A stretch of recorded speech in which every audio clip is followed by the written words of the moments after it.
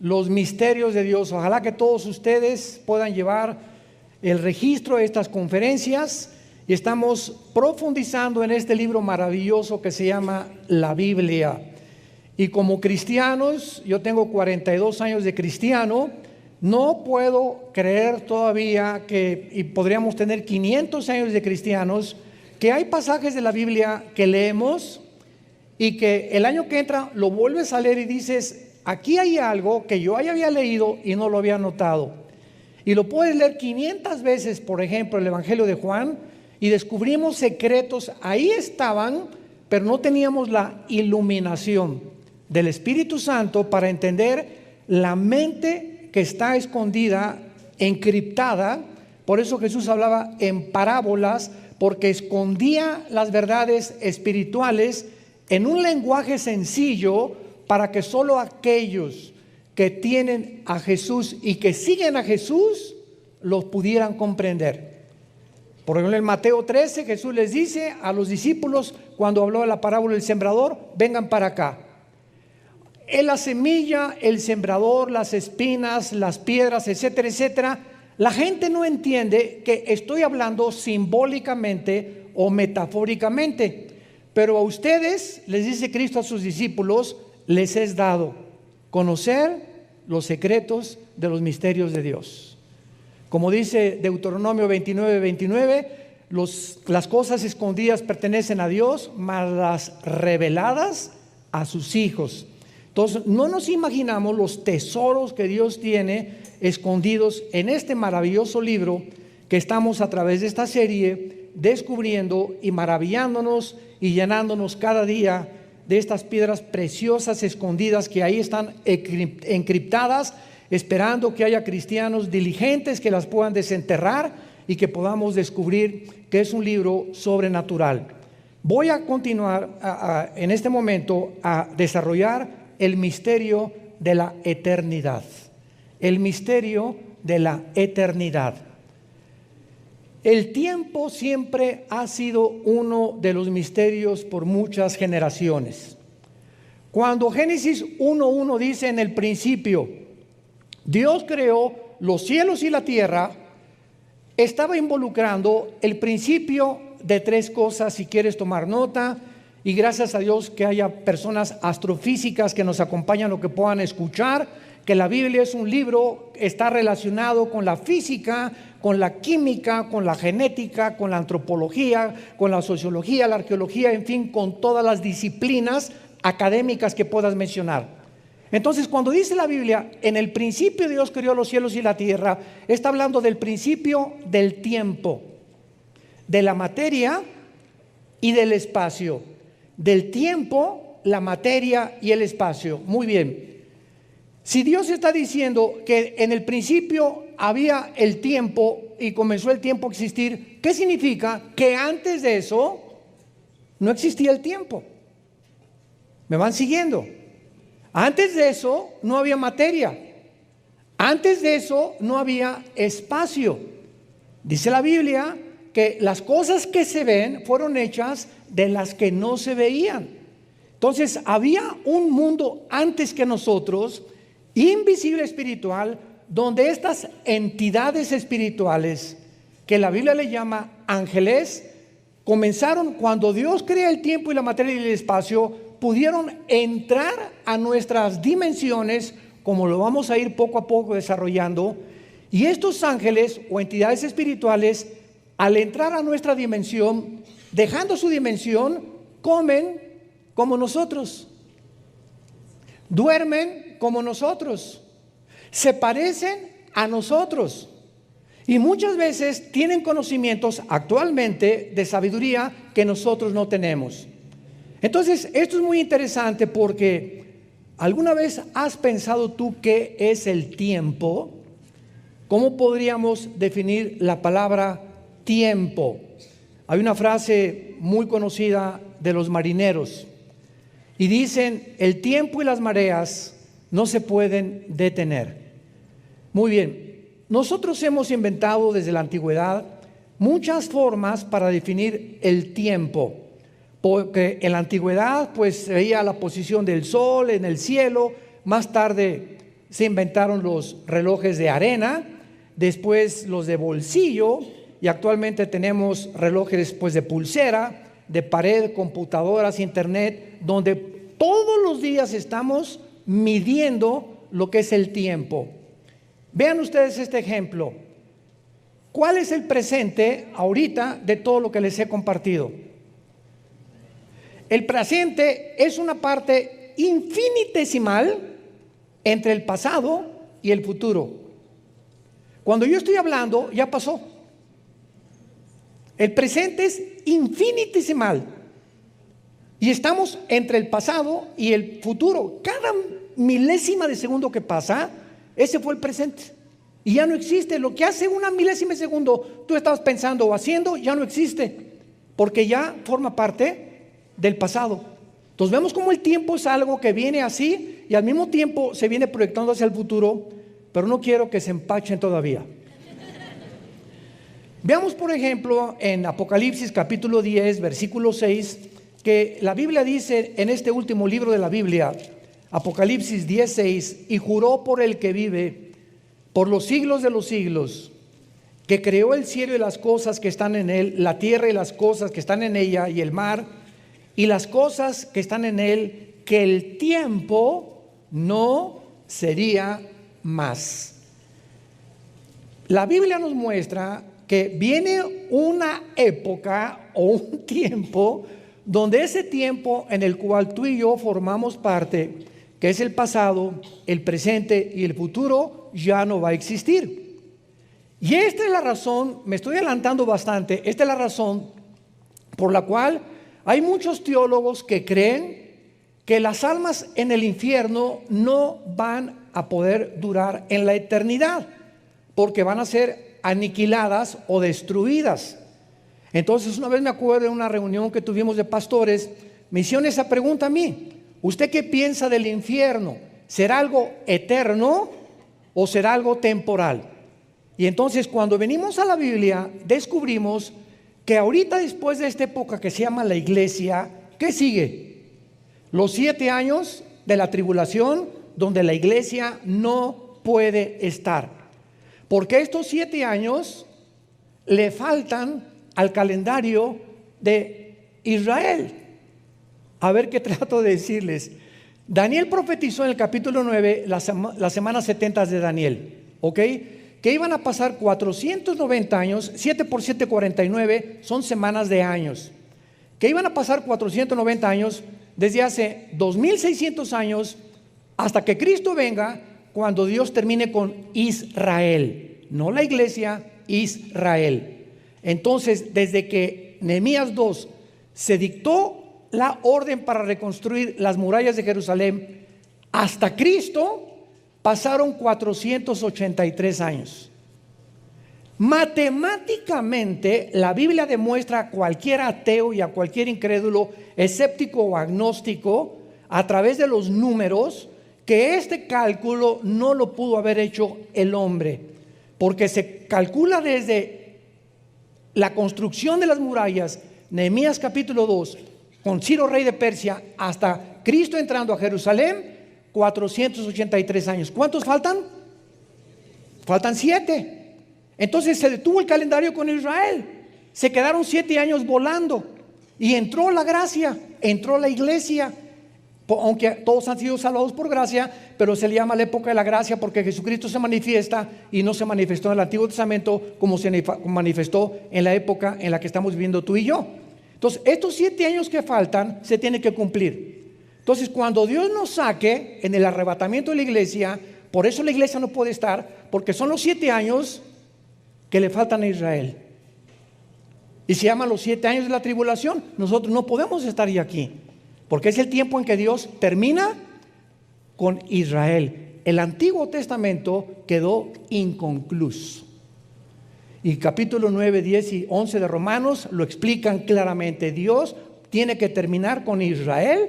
Ahorita están temporalmente sordos, ciegos, para que cuando en la tribulación Dios los lleve, en la tribulación se van a tener que convertir. Muy bien. Realmente vendrá un día cuando ya el tiempo no exista. ¿Cómo podrá ser esto? no lo podemos ni siquiera imaginar, ¿verdad? Porque no nos podemos imaginar en una dimensión donde no haya el tiempo. Veamos algunas definiciones del tiempo del diccionario Webster. Una, el tiempo es una porción particular de duración, pasado, presente o futuro. El tiempo ha sido, es y será. El tiempo perdido jamás podrá ser recuperado. Sin duda hay mucho que digerir de estas definiciones, pero básicamente podríamos resumir que el tiempo es la totalidad de los elementos o de los tres elementos: pasado, presente y futuro. Eso es lo que es el tiempo para nosotros: pasado, presente y futuro. Ahora bien, cuando venimos a la Biblia, libro de los libros, este libro es el único libro de los billones de volúmenes que existen en las librerías en el mundo entero, el único libro que contiene y la hiperdimensión. O sea, este libro nos transporta más allá del tiempo y antes del tiempo, y nos abre un panorama para mostrarnos lo que en el siglo pasado Alberto Einstein, el astrofísico y físico matemático alemán nacionalizado norteamericano, en 1920 más o menos 25, postuló su famosa teoría: energía igual a m, materia igual a la velocidad al cuadrado de la luz. Entonces, cuando Einstein manifiesta esta teoría hace 75, 80 años de edad, entonces el mundo científico es revolucionado y el tiempo entra a nuestras vidas como la cuarta dimensión. Antes de la fórmula de Einstein, el tiempo era arriba, abajo y a los lados. Tres dimensiones el ser humano vivía. Pero cuando Einstein descubre que el tiempo no existe,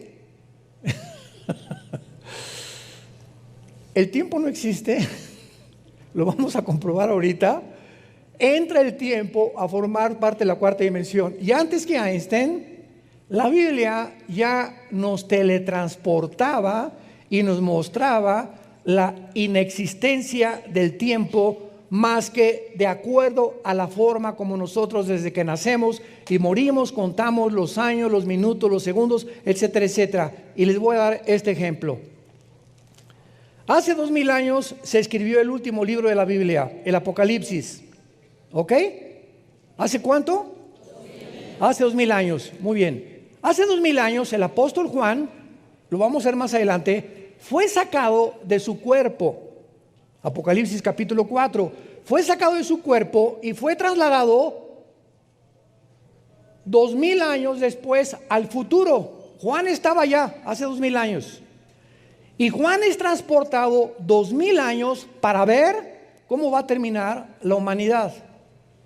Vio al anticristo, vio a la gran ramera, vio las copas, vio los sellos, vio las cosas que cuando él estaba vivo no estaba sucediendo. Entonces Juan vio algo que va a suceder, que no ha sucedido en el presente y que ya sucedió. Les dije que se les iban a fundir los fusibles. Cuando yo descubrí esto y me di cuenta, ¿verdad?, ¿cómo es posible que la Biblia nos muestra que sí se puede viajar en el tiempo? ¿Y cuántas películas hay acerca de esto? Viajeros del espacio, o personas que se transportan o que regresan en el pasado a la época de Hernán Cortés y que aparecen de repente en la época de Hernán Cortés vestidos diferentes y regresan otra vez al siglo XX de donde fueron sacados. Cantidad de películas hay de este aspecto, pero quiero mostrarles a ustedes los ejemplos que la Biblia nos da de estas personas que han sido sacadas de su cuerpo, han sido transportadas al pasado y al futuro. Ezequiel capítulo 8. Veamos primero con el profeta Ezequiel. Todo esto está en la Biblia Y muchos no lo han descubierto porque siguen con telenovelas, perdiendo el tiempo, que no jamás se recupera en toda tu vida. Dice Ezequiel capítulo 8, en el 6º año, en el mes 6º, a los 5 días del mes, aconteció, es Ezequiel que está describiendo esto, que yo estaba sentado en mi casa y los ancianos, o sea, los líderes de Judá, estaban sentados delante de mí. O sea, Ezequiel se encontraba cautivo en Babilonia. Y allí se posó sobre mí la mano de Jehová el Señor. Y miré, he aquí una figura que parecía de hombre, desde los lomos para abajo, fuego, desde sus lomos para arriba, parecía resplandor, el aspecto de bronce refulgente. Él está describiendo a un ángel, que así es como se describen en Daniel también. Entonces ahí está sentado Ezequiel, se le aparece un ángel. Y aquella figura extendió la mano y me tomó por las orejas, o sea, traía trenzas en su cabello Ezequiel, y el espíritu me alzó, o sea, lo sacó de su cuerpo entre el cielo y la tierra, entre el cielo y la tierra, no arriba del cielo, entre el cielo y la tierra, donde el tiempo existe. Y me llevó en visiones de Dios a Jerusalén. En otras palabras, aquí está Ezequiel. Señor, ¿por qué estamos sufriendo todos los judíos? ¿Por qué estamos aquí en Babilonia exiliados, sin altar, sin sacerdotes, sin ofrendas, sin ovejas, sin nada? ¿Qué pasó, Señor? Realmente quiero saber. Eso es lo que anteriormente estaba Ezequiel pensando. Entonces Dios lo saca de su cuerpo y lo lleva al pasado a mostrarle a Ezequiel la razón por la cual se encontraban ellos en el exilio. Y cuando Ezequiel descubre todo lo que Dios le muestra, por ejemplo, en el versículo 5, Dios le dice, me dijo, hijo de hombre, alza tus ojos hacia el norte. Alcé mis ojos hacia el norte, he aquí al norte, junto a la puerta del altar, aquella imagen del cielo. Lo primero que Dios le muestra a Ezequiel es que en la entrada de lo que ellos tenían como el templo sagrado, había ídolos. Se habían vuelto a la idolatría, la imagen del celo, porque dice Santiago 4:4 que Dios es un Dios celoso. Y cuando nosotros dejamos a Dios siendo cristianos, por la novia, por el novio, por el deporte, por lo que sea, provocamos a celos a Dios. Son celos santos. ¿Qué significa esto? Que por el amor que Dios nos tiene, Él sabe que en cuanto nos alejamos de Él, comenzamos a autodestruirnos. Comenzamos a hacernos daño, creyendo que es mucho mejor lo que el mundo nos ofrece. No es cierto, no es cierto, no es cierto. Entonces Dios tiene que intervenir, lo que se llama en Hebreos 12 la disciplina de Dios, porque Dios al que ama duro y duro y duro, pau, pau, pau. Porque si no nos hace pau, pau y pau, Dios no nos pudiera amar.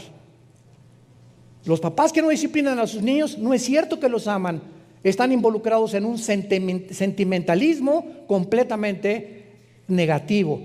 Porque así como le hago al niño pau, pau, pau, lo abrazo y lo beso. El pau, pau, pau es señal que lo amo.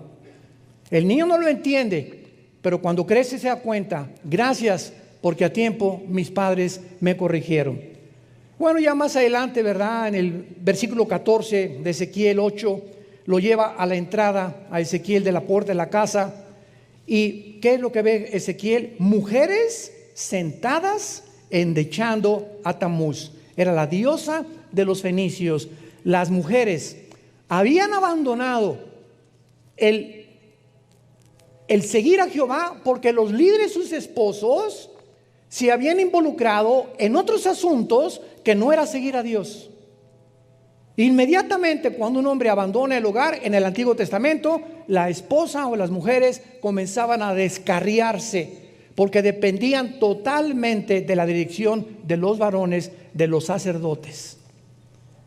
Y finalmente en el versículo 16, y dice Ezequiel, me llevó al atrio, o sea, lo mete al tabernáculo Dios, junto a la entrada del templo de Jehová, entre la entrada y el altar, 25 varones, sus espaldas vueltas al templo y sus rostros hacia el oriente, y adoraban al sol, postrándose en el oriente.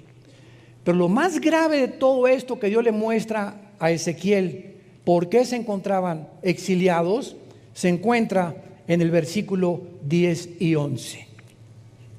Entré pues y miré, Ezequiel está entrando al lugar santo, a lo privado, donde la gente de afuera del pueblo de Israel no podía ver lo que los sacerdotes hacían, y menos el sumo sacerdote en el lugar santísimo en Yom Kippur, cuando ofrecía el sacrificio final. Entré y miré, y toda forma de reptiles y bestias abominables y todos los ídolos de la casa de Israel que estaban pintados en la pared todos alrededor, y delante de ellos estaban 70 varones, los líderes de Israel. Tenían la mente completa llena de pornografía.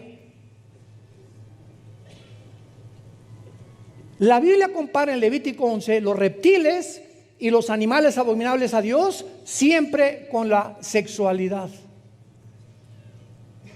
Y cuando dice la Biblia y vio la desnudez, significa relaciones sexuales, como ayer explicamos en la conferencia a los jóvenes. Entonces, los líderes de Israel, que se suponía que tenían guiar a Dios, sus mentes estaban infectadas. Y el Espíritu Santo lo escribe con reptiles, ídolos, bestias abominables pintados en las paredes, o sea, en las paredes de sus mentes. Y entonces, en el capítulo 9, versículo 4, vean el juicio. Le dijo Jehová, pasa por el medio al ángel, por el medio de Jerusalén, ponles una señal en la frente a los hombres que gimen y que claman a causa de estas abominaciones que hacen en medio. Y a los otros dijo, a los otros ángeles, pasad por el medio de la ciudad, matad, no perdone vuestro ojo, ni tenga misericordia. Maten viejos, jóvenes, vírgenes, niños, mujeres, hasta que no con ninguno, y comenzaréis con el Partido Comunista.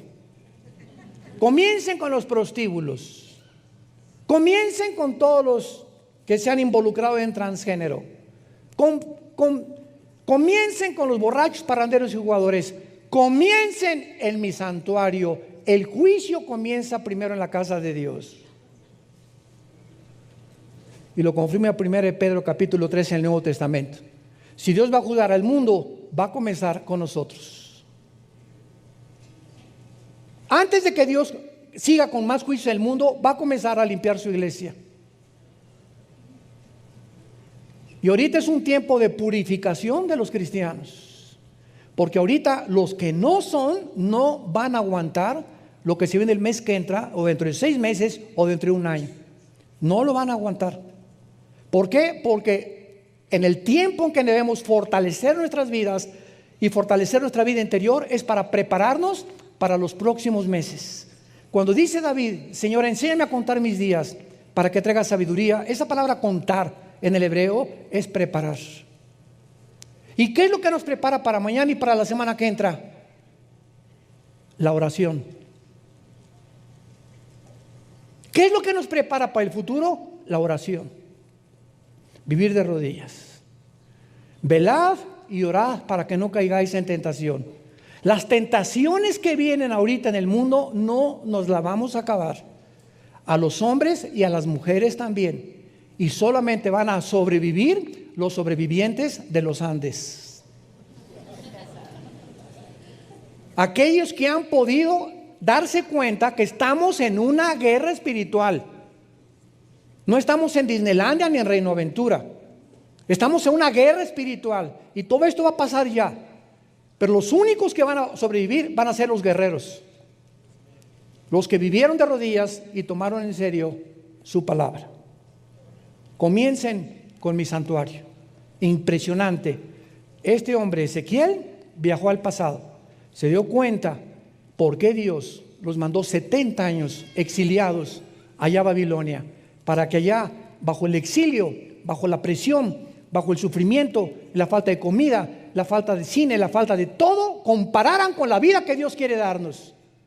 Y ahí pudieran arrepentirse ellos y darse cuenta que separados de Él, nada podemos hacer. Veamos ahora en 2 Corintios 12 otro ejemplo de otro hombre, el apóstol Pablo, que es sacado de su cuerpo. Y él no es transportado al pasado ni al futuro, simplemente Pablo sale como Ezequiel de nuestra dimensión. Dice 2 Corintios 12, ciertamente, quiero recalcar esto, cuando Pablo está escribiendo esto, ya habían pasado 15 años de su experiencia que va a narrar a continuación. No me conviene gloriarme, pero vendré a las visiones y a las revelaciones del Señor. Conozco a un hombre, o sea, él se describe así, en Cristo, que hace 14 años, si en el cuerpo no lo sé, si fuera del cuerpo no lo sé, Dios lo sabe, fue arrebatado hasta donde Dios tiene su trono, hasta el tercer cielo. Pablo fue sacado, y cuando él fue sacado, en su mente subconsciente, cuando él regresó, como cuando vemos el sueño, ¿era yo en el sueño? ¿Era realmente mi papá el que vi? ¿Era mi tía la que vi en el sueño, que me jaló los pies en la noche? Y comenzamos a darnos cuenta, nuestra mente consciente registra la mente inconsciente porque está en el subconsciente para que pueda ser almacenada, y es impresionante el almacén que tiene nuestra memoria de cosas que vemos todos los días. Tú puedes pasar en un mercado y ver una marchanta vendiendo mangos y llegas en la noche y te acuerdas de la cara y de la experiencia con la marchanta de los mangos. Y tenemos 1001 eventos y características y experiencias diarias que están todas en la mente. Por eso Romanos 12:2 nos dice, no se conformen a este mundo, o sea, no acepten que el mundo moldee vuestra manera de pensar.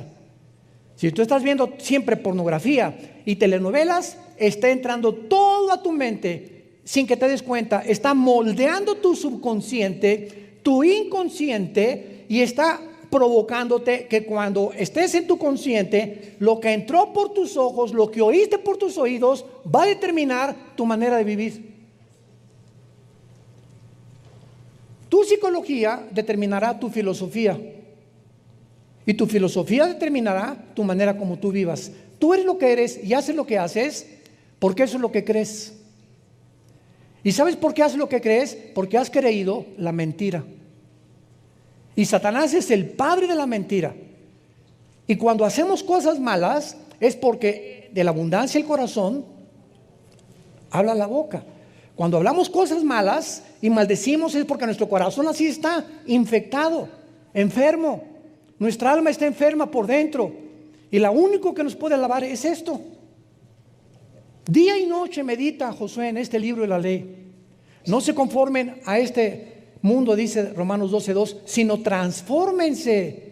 Cambia tu manera de pensar, cambia tu manera de entender. Comienza a llenarte, a memorizar la palabra de Dios, que llene tu palabra. 2 versículos en la mañana, 2 en la tarde, 2 en la noche. Memoriza la palabra, memoriza el Salmo 23, el Salmo 91. No puede, hermano, pues no, porque no memorizas. Es que no se me queda nada, pues porque nunca lo has practicado. Un niño de 6, 7 años puede hablar 4 idiomas. Un niño de 7 años puede hablar 4 idiomas.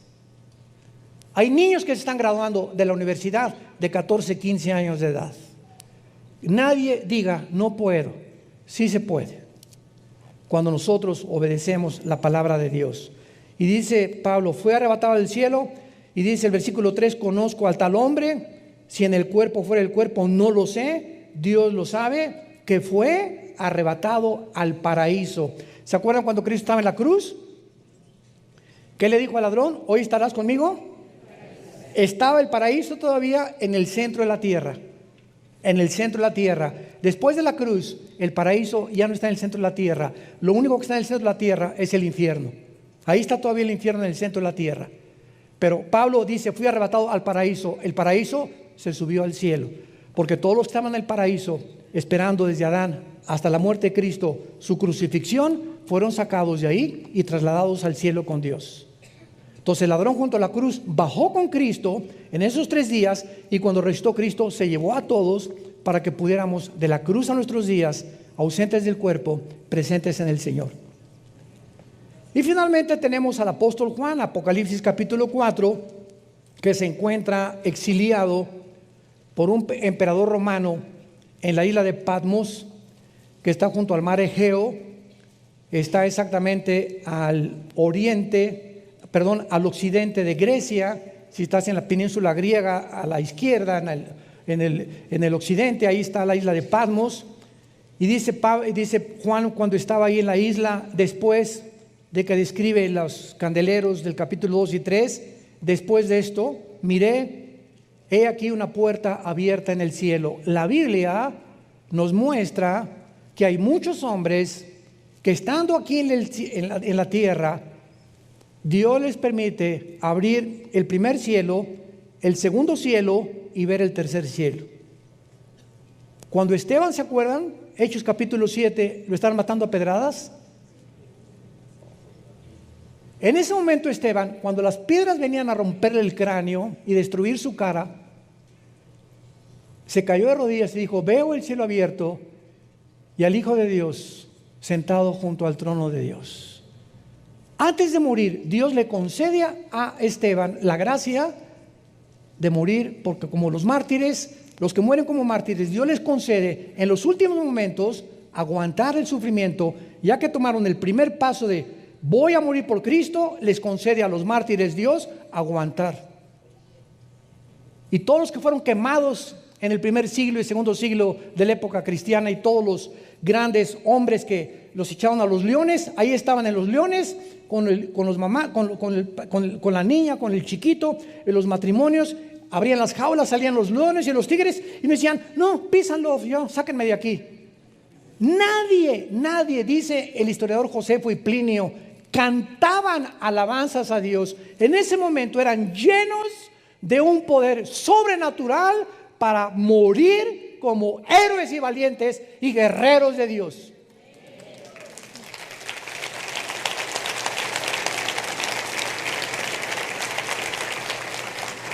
Pero si tú no vives para Dios en esta vida, tampoco estarás listo para morir por Él. Si en esta vida fuiste cobarde y ni siquiera fuiste un testigo fiel de Dios, tampoco cuando tú mueras lo serás. Tenemos primero que vivir para que Dios nos conceda esa gracia al morir, de morir en paz, o por lo menos si morimos de esa forma como mártires, saber que en ese momento Dios nos sostendrá y nos proveerá la forma en la que pasemos al otro lado de la vida. Dice Apocalipsis 2, y ellos le han vencido por la sangre del Cordero y porque menospreciaron sus vidas hasta la muerte. Porque el que quiera salvar su vida, la va a perder, pero el que la pierda por causa de mí, la salvará. Muy bien, veamos ahora a continuación lo que hablábamos de Alberto Einstein con su teoría E igual a mc al cuadrado. La energía es igual a la masa por la velocidad de la luz al cuadrado. Veamos algunos aspectos acerca del tiempo. En Isaías 57, versículo 15, ya entramos un poco más profundo en este momento. De aquí en adelante vamos a ver que básicamente Einstein creía que era posible, vuelvo a repetir, viajar en el tiempo. Einstein lo aseguró, y esto es algo bíblico. Antes de que cualquier científico, astrofísico, psiquiatra, psicólogo, lo que tú me quieras mencionar, postule algo de genético, lo que sea, la Biblia ya lo decía con siglos de anticipación. Entonces vemos que Dios toma varias personas en la Biblia, como lo hemos visto, Y vemos a continuación que realmente en el cielo no existe el tiempo. En el cielo no existe el tiempo, porque Dios es el que habita en el pasado, en el futuro o en dónde. Isaías 57:15. Así dijo el alto y sublime, el que habita en la eternidad, no el que habita en la dimensión de nosotros, y cuyo nombre es el Santo. Yo habito en la altura y la santidad, y con el quebrantado y humilde de espíritu, para vivificar o para hacer vivir el espíritu de los humildes. Nada más. Y para vivificar el corazón de los quebrantados. El mismo Dios que habita fuera de nuestra dimensión, de 4 dimensiones donde vivimos nosotros, todo el universo, hasta la última estrella y hasta el último planeta que pudiera existir, o hasta el último hoyo negro que se perciba en el cielo cósmico, todo el universo en el cual nos encontramos nosotros, en el planeta Tierra, todo el universo está bajo 4 dimensiones. Bajo 4 dimensiones. Y arriba de ese universo, nosotros pensamos, habrá una nave que salga de la Tierra a más que la velocidad de 300,000 kilómetros por segundo, que es la velocidad de la luz, y que podamos llegar al cielo, donde está Dios. No, porque ese cielo donde está Dios no está dentro del final del universo. Está fuera completamente de las 4 dimensiones donde exista la materia y donde existe el tiempo. Y es igual también cuando alguien dice, ¿y si hacemos un pozo en la tierra, llegaremos al infierno? No, porque abajo en la tierra no es Cancún. En el centro de la tierra, lo único que sabemos es que hay fuego. Esto es científico, por los geofísicos, es fuego. Pero si bajamos hacia la tierra, no vamos a encontrar el infierno, porque el infierno se encuentra en otra dimensión. En una dimensión donde los que están en el infierno están bajo una llama que no se queman. Están vivos y tienen memoria. Y recuerdan lo que hicieron en la tierra. Pero al mismo tiempo, ahí tienen ya 2,000, 3,000 años y no han envejecido. Están esperando ser sacados para ser lanzados después del milenio al lago de fuego. Entonces no vamos a poder encontrar el infierno, porque es otra dimensión invisible a nuestros ojos, que es más real que la de nosotros. Porque ellos, o los ángeles que pertenecen a esa dimensión, como los que están en el infierno y en el cielo, tienen acceso a nuestra dimensión. Nosotros estamos limitados de salir de nuestras 4 dimensiones, más que en los casos excepcionales que acabamos de mencionar. Cuando Dios sacó a Elías, también le abrió los ojos y vio los ejércitos de Dios. Ezequiel fue transportado al pasado. Pablo le reveló cosas Dios, que dijo, no hay lenguaje para decirles lo que vi en el cielo. Y Juan, que Dios le dio todo el Apocalipsis allá desde el cielo también. Entonces, en el tiempo, en la eternidad, no existe el tiempo, el pasado ni la materia. Y ahora vamos a entender esto para poder pasar más profundamente. Antes de que no existiera nada, existía Dios. ¿Dónde habita Dios? Vamos a poner aquí, ojalá que tuviera yo aquí una pantalla o algo, ¿verdad? Pero vamos a pintarlo como fuera una franja en la eternidad. Y Dios decide crear un mundo o una dimensión en la que tú y yo vivimos. Y entonces Dios crea 3 cielos. En el principio Dios creó, ¿singular o plural? Son 3 cielos. Lo explica también 2 Corintios 2 el apóstol Pablo, que es de la atmósfera hacia abajo, es el primer cielo, donde es el campo de batalla de Satanás. Efesios 2 del 1 al 3.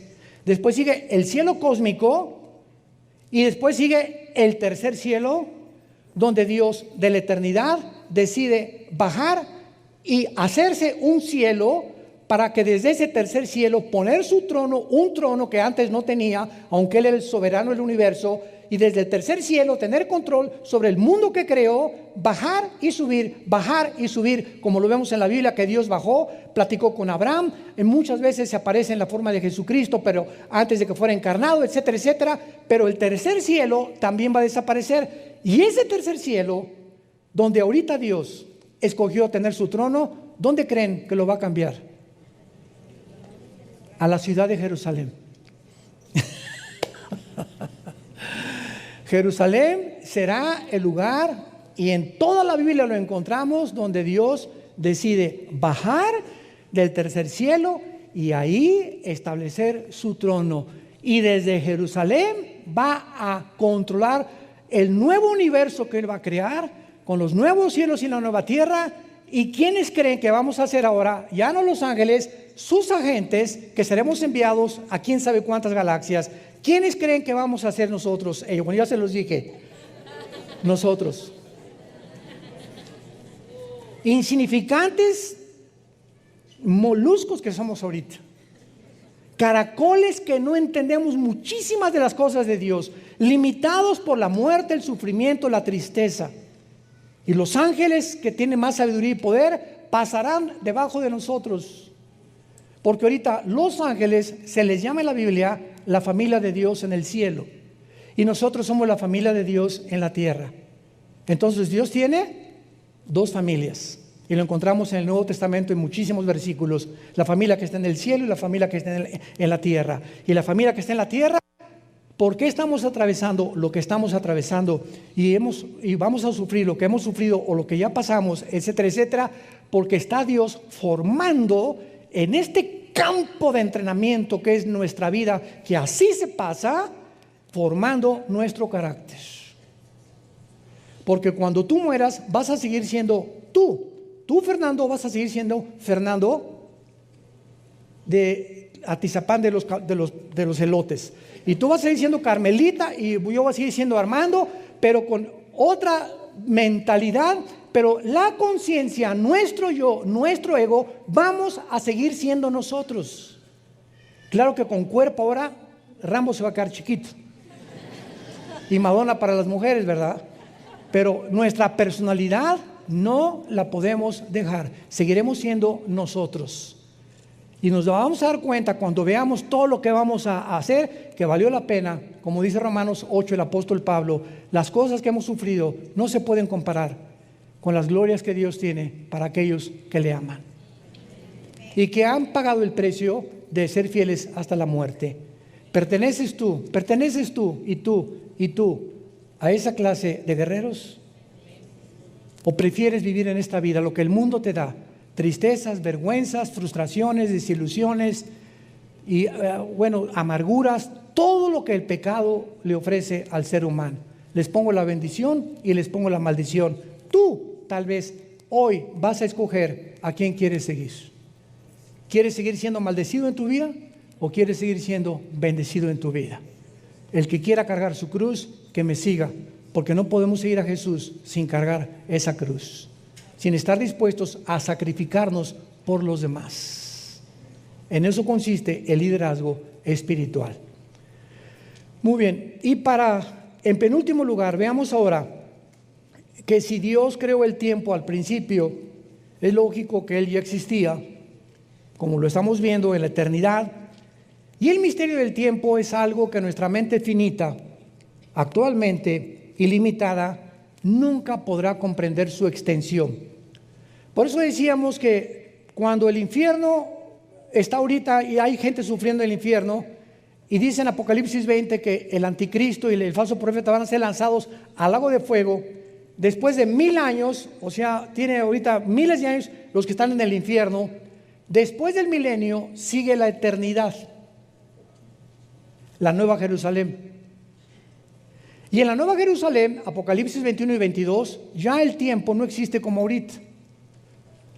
Entonces la pregunta es, en la eternidad, cuando dice la Biblia, sufrirán el infierno por los siglos de los siglos, estos siglos es una medida del tiempo. Entonces muchos teólogos dicen, no, es que las almas van a estar por toda la eternidad en el infierno, porque dice por los siglos de los siglos. Y cuando nos metemos a estudiar el tiempo, teológicamente nos damos cuenta que solo Dios sabe en la eternidad si van a ser aniquilados. El Salmo 37 dice que van a ser destruidos. Más de 7 veces las almas de los impíos serán consumidas, serán destruidas. Y si esto es verdad, será después de la Nueva Jerusalén. Pero mientras tanto, el infierno está calientito y también el lago de fuego para todas aquellas personas que se negaron a seguir a Jesucristo. Ahora muy bien, en Juan capítulo 1, hay una revelación tremenda acerca del tiempo, y no solamente del tiempo, sino también de la misma, asombrémonos, filosofía. Recuerdo algunos años que me invitaron a la Facultad de Filosofía y Letras en la UNAM, y me acuerdo que el que estaba al frente de esta facultad me dijo: señor Alducin, por favor, no meta usted a Dios.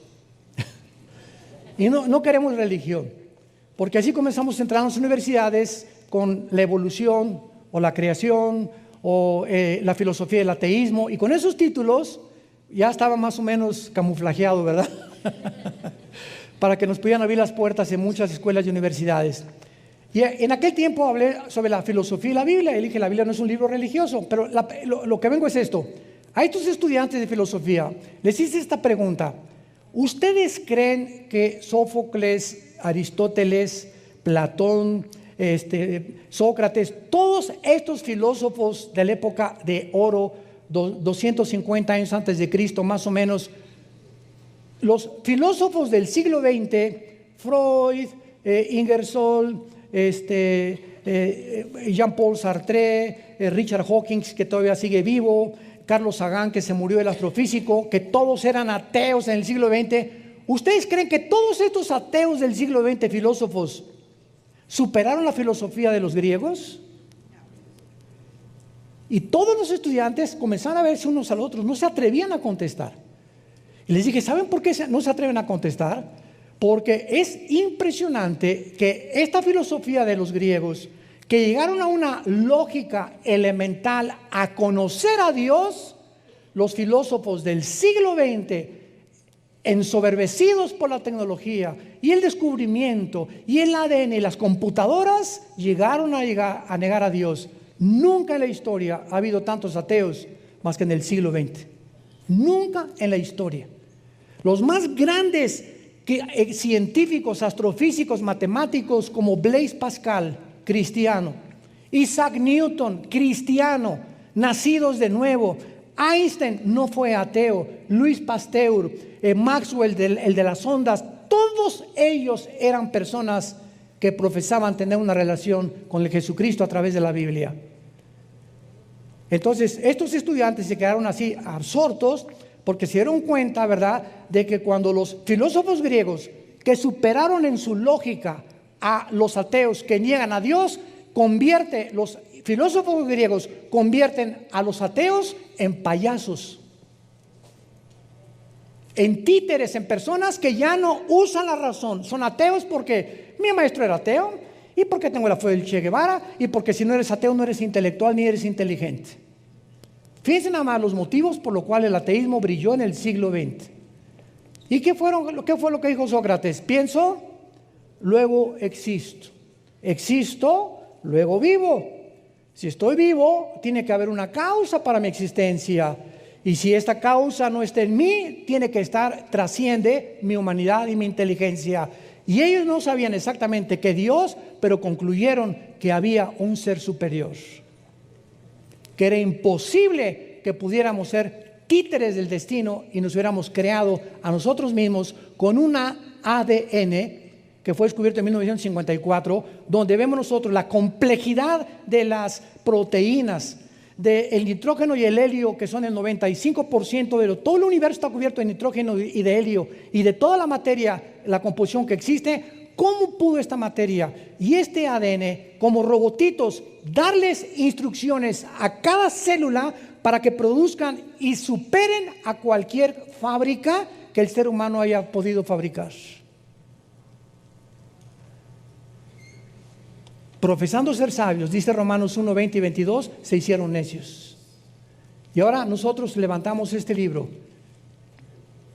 contra todo argumento y toda altivez que se levanta contra el conocimiento de Dios, llevando todo el conocimiento y todos los pensamientos de estos supuestos pensadores que los ateos, los filósofos del siglo de oro de Grecia les llamaron payasos, o les llamarían payasos a la luz de la lógica y el razonamiento actual.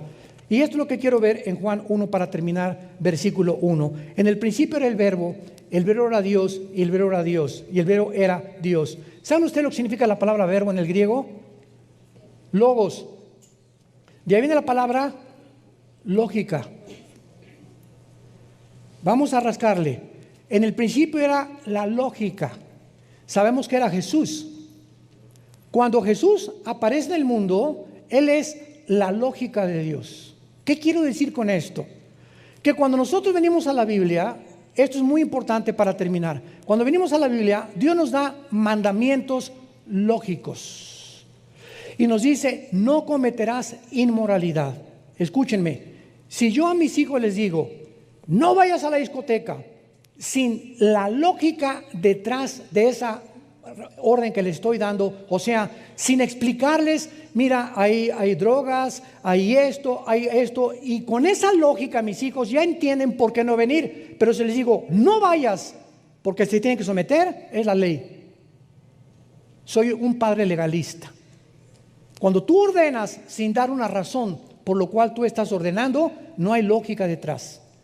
Y cuando nosotros los cristianos creemos, no simplemente lo creo, porque lo creo, sin entender por qué Dios nos dice lo que nos dice, estamos viviendo una vida legalista.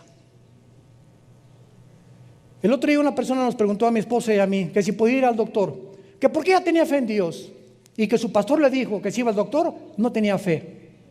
Le dije, la fe no está divorciada del sentido común. La lógica me dice, como dijo Charles Spurgeon, si me enfermo le pido a Dios, y si no me cura Dios voy al mejor médico de la ciudad, porque también Dios cura a través de la medicina.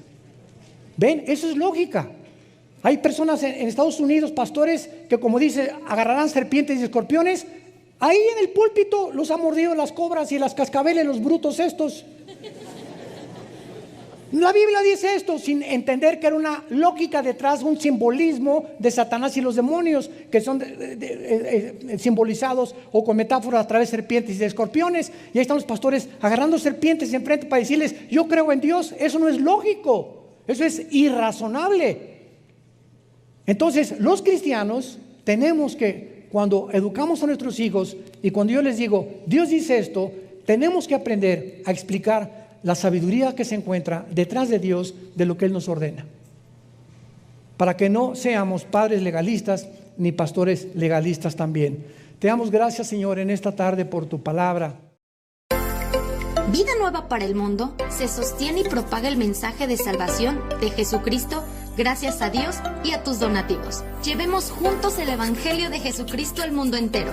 Realizamos eventos, seminarios, congresos y diferentes programas para dar a conocer el mensaje de salvación y el poder de nuestro Señor, transformando y edificando vidas de mujeres, hombres, niños alrededor del mundo.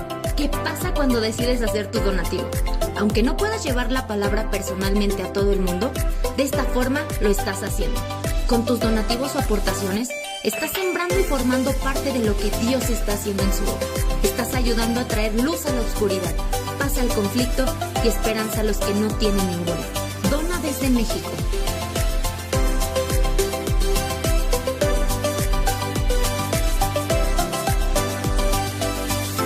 Dona desde Estados Unidos.